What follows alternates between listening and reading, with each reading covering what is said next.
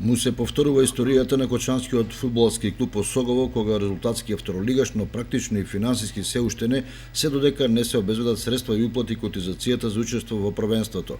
А по вчерашниот отворен состанок на кој требаше да додат спортските работници и локалните бизнисмени, станува јасно дека на повидок е нова криза и неизвестност за неговата иднина.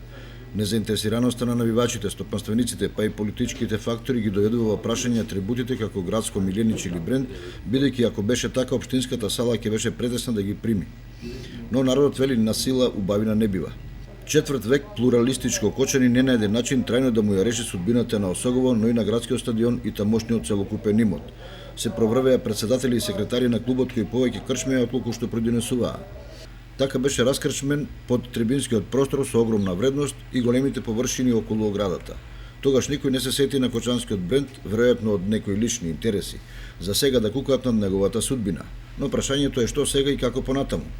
Во ваков, во наводници интерес на бизнис секторот за брендот и став на градоначалникот да не ги крши законските прописи околу финансирањето на клубот, многу известно е дека Осогово нема ни да започне, а камоли да одигра цела сезона во втората лига. Дури да се најдат пари за котизацијата, без сигурно финансирање и стратегија, учеството во првенството повеќе ќе биде кошмар отколку фудбалско уживање. Новинарско размислување е дека општината треба да направи анализа што има на градскиот стадион, што значи второлигашкиот клуб на овие простори и да подготви пакет кој ќе го објави заради пројавување интерес на инвеститори од државата и странство.